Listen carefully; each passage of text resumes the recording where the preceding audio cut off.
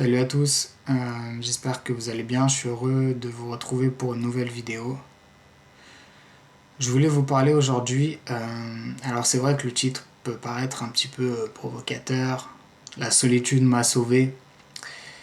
C'est pas le discours d'un psychologue, c'est vrai que bon, ça s'éloigne un peu de ça, certes. Pourtant, quand vous allez écouter ce que je vais dire, c'est pas absurde. Le problème, c'est ça, pour la personne qui est malade. Le problème d'ordre général, hein, c'est que tant qu'on n'a pas traversé la tempête, on ne sait pas de quel vent elle est faite. Vous pouvez le dire comme vous voulez, avec l'aphorisme que vous voulez. Euh, Quelqu'un qui n'a pas vécu une situation, même s'il y met du sien pour essayer de comprendre, c'est extrêmement difficile d'aborder, d'approcher et d'apprivoiser, je dirais, la vérité et le paradigme de l'autre. Ça, c'est quelque chose, on va dire, j'aimerais dire d'universel. Hein, vraiment, on voit toujours ça. Alors, pourquoi les gens sont dans la réclusion et sont dans la solitude? Je pense pas forcément que ça soit un symptôme psychologique. Déjà, je crois pas que les symptômes 100% purs psychologiques existent. Pour moi, c'est un fantasme. Mais un psychologue nous parlera de, c'est vrai, de quelqu'un qui est renfermé, etc., etc. Et ira sur ce symptôme, qui n'est qu'une conséquence, hein, qui n'est qu'une conséquence, établir plein de choses, tout un raisonnement. Voilà, il est renfermé, donc bon. Et votre entourage va peut-être faire pareil. Moi, j'aimerais parler de la solitude et de la réclusion en tant que système de survie. Ah, c'est vrai que c'est un nouveau discours. Hein. C'est vrai qu'on n'a pas trop entendu ça. Au premier abord, on ne peut pas comprendre. Qu'est-ce qu'il dit? Bah ouais, des fois c'est un système de survie, la réclusion et la solitude. Parce qu'elle est là, la réalité. Vous mettez 3 heures à émerger de votre sommeil avec des souffrances terribles, physiques, psychologiques, etc. etc. Vous êtes donc déjà dans de très mauvaises dispositions psychologiques, vous êtes fatigué, vous êtes énervé, etc. Faut pas vous embêter. Et vous entendez quelqu'un qui vous dit « Oh là là, il va falloir que tu fasses les courses, etc. etc. » D'accord. Vous faites 3 pas de plus. Il y a quelqu'un qui vous dit « Oh, ça va ?» Tu réponds oui, oui, ça va. Et la personne te dit non, non, je vois que tu vas pas bien, etc. etc. Bon. Et on lui répond bah oui, je vais pas bien, mais je ne dis pas que je vais pas bien parce que je m'en prends plein la gueule. Donc c'est un petit peu le problème. Et vous avancez, vous avancez, vous avancez. Vous avez une troisième personne qui vous dit oh là là, il faudrait songer à retravailler. Donc voilà. Et c'est ça votre quotidien. C'est-à-dire que vous prenez toutes ces remarques dans la gueule, tout le temps, H24. Donc c'est beau de s'ouvrir. Elles sont belles, les théories psychologiques. D'accord? Mais parfois, je pense que la solitude et la réclusion sont arrivés à un stade, un système de survie de la personne. D'accord? Pour pas qu'elle pète un câble. Pourquoi elle pourrait péter un câble? Parce que tout ce qu'on lui dit n'est pas, en aucun cas, en alignement avec sa réalité du moment. Il faut un alignement. C'est ce qu'on dit souvent. Faites ce qui est aligné avec votre réalité. Et tout ce qu'on vous dit n'est absolument pas aligné avec votre réalité du moment. C'est-à-dire qu'on va vous dire, vous êtes tétraplégique, on va vous dire d'aller faire un 100 mètres. Non, c'est un peu extrême, mais c'est ça l'idée. Vous n'arrivez pas à aligner 2 ou 3 phrases, on vous dit d'aller faire un discours de 30 minutes devant l'Assemblée nationale. Voilà, c'est ce genre de choses. Donc, vous faites des efforts, vous essayez de vous ouvrir, et tout ce que vous prenez dans la gueule, tous les efforts que vous avez faits pour essayer de vous ouvrir vers les autres, et pour essayer voilà, de vous intégrer, etc., etc., vous reprenez ça tout dans la gueule. Et je peux vous dire que psychologiquement, c'est destructeur. Voilà pourquoi je dis que la solitude et la réclusion, peut-être que ça va vous sauver. Et ce discours, c'est vrai que vous ne l'entendrez pas chez tous les psychiatres, tous les psychologues. Parce qu'en général, la réclusion est vue plutôt, la solitude, comme un symptôme négatif. Déjà comme un symptôme et comme un symptôme négatif. D'accord ? Bon, symptôme négatif. Mais bref, vous voyez ce que je veux dire. C'est vu comme quelque chose de très négatif. On va jamais penser en fait que si quelqu'un va dans la réclusion et dans la solitude, c'est peut-être un système de survie. C'est peut-être que s'il continue à se confronter à des gens qui sont complètement déphasés par rapport à sa réalité, ça va tellement l'affecter psychologiquement, pour le coup, qu'il se peut qu'il fasse des grosses bêtises, qu'il pète un câble, qu'il se suicide. Ça aussi, c'est possible. Et on n'entend pas partout, hein, bizarrement. C'est très minimisé quand j'ai essayé un petit peu d'aborder le sujet chez les psys et les trucs comme ça. Voilà, il est là le problème. Et des fois, c'est du harcèlement. C'est du harcèlement. Quand est-ce que... Donc, vous n'arrivez pas à aligner 2 ou 3 pensées et il y a des gens qui vous harcèlent chaque jour. Quand est-ce que tu travailles ? Quand est-ce que tu travailles ? À ton âge, faudrait travailler. À ton âge, moi j'ai fait ceci. À ton âge, moi je travaillais. Et toi, au fond de toi, tu as envie de dire, j'en ai rien à foutre qu'à ton âge, qu'à mon âge, tu travaillais. Je vais te dire que j'en ai rien à foutre. Mais tu le dis pas par respect. Mais si on voulait jouer 4 cartes sur table, que t'aies travaillé, j'en ai rien à foutre. Nos 2 réalités n'ont rien à voir. Complètement hétérogène. Ça n'a rien à voir. C'était pas la même époque, etc., etc. Et le problème, c'est que tout ce qui vous entoure est complètement déphasé avec votre réalité. Donc, quand vous recevez des coups, en plus, quand vous sortez, on voit que vous êtes mal, des moqueries, des insultes, des critiques, etc., etc., qu'est-ce que c'est la solution de survie ? C'est la solitude et c'est parfois la réclusion. Je suis désolé, je ne suis pas en train d'établir des théories et des psychologies, c'est vérifié dans le réel. Je ne suis pas en train de faire des trucs fumeux ou de faire des théories fumeuses. C'est ce qui est vérifié dans le réel. Quand vous prenez des coups comme ça, vous n'allez pas vous mettre au milieu de la foule pour continuer à prendre les coups. Vous allez vous diriger vers un endroit sûr où vous pourriez être seul pour essayer de récupérer des coups que vous avez pris et essayer de soigner tout ça. Parce qu'elle est là, la réalité.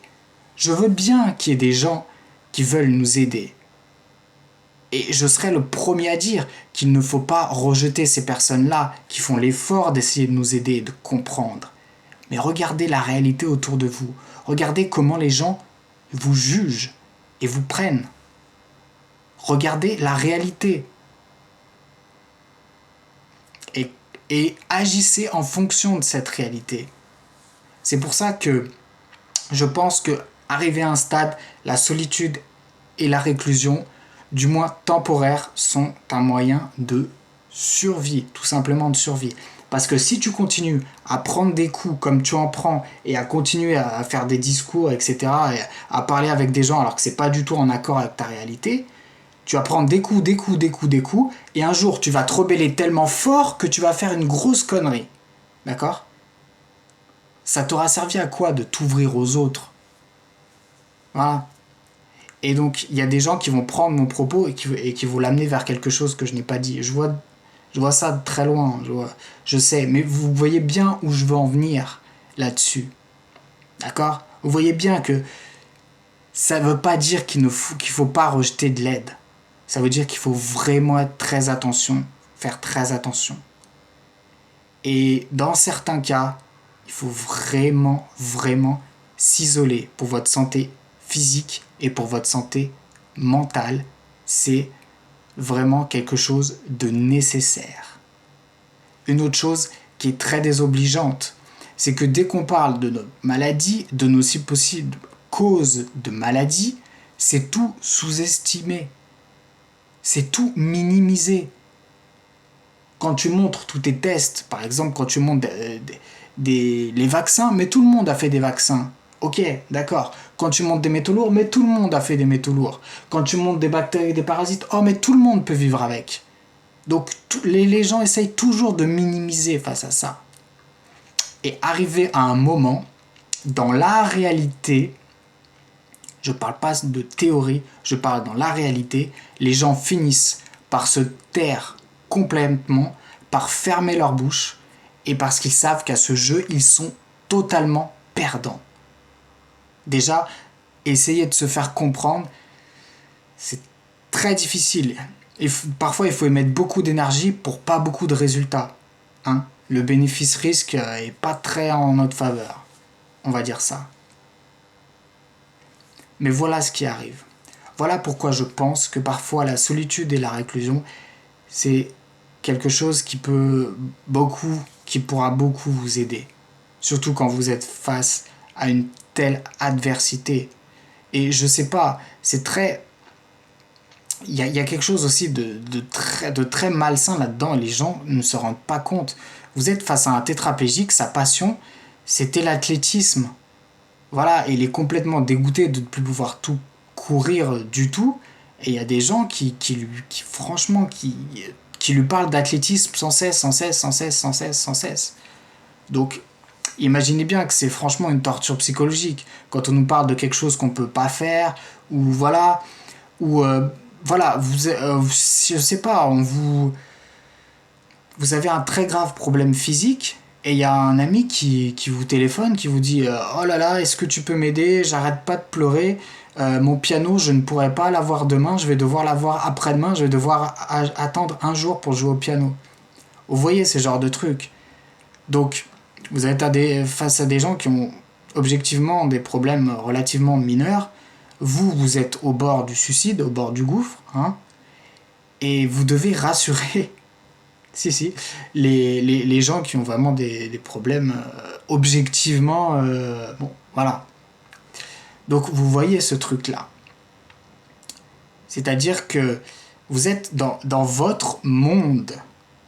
Et c'est pas un symptôme, c'est une réalité. C'est la réalité de vos possibilités physiques et psychologiques. C'est la réalité de votre paradigme.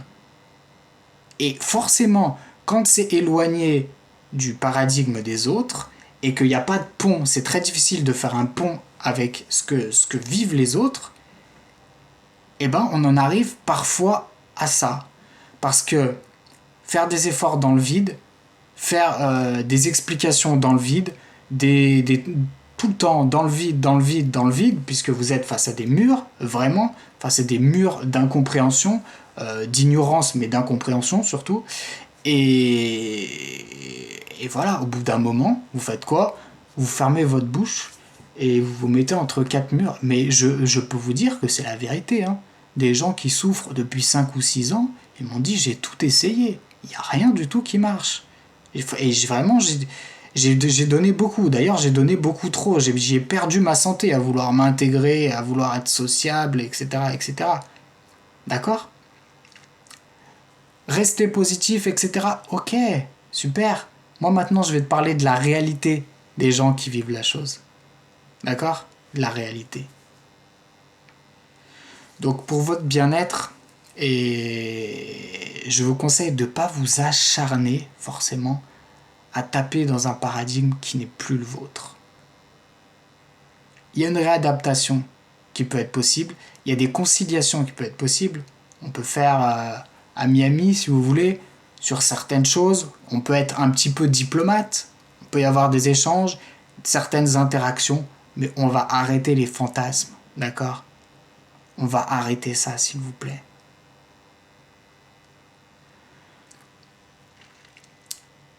Mais il n'empêche qu'il y aura des gens qui vont faire des efforts pour vous comprendre, pour essayer de vous aider. Et ces gens-là, il ne faudra pas les rejeter. C'est pour ça que mon discours a une certaine limite et que je ne vais pas non plus dans les extrêmes. Mais ce qui se retrouve dans la réalité avec les gens avec qui je discute, C'est vraiment, j'ai tout essayé, et ce qui marche encore le mieux sur moi, bah, c'est de pas me mettre au milieu de la foule pour prendre des coups.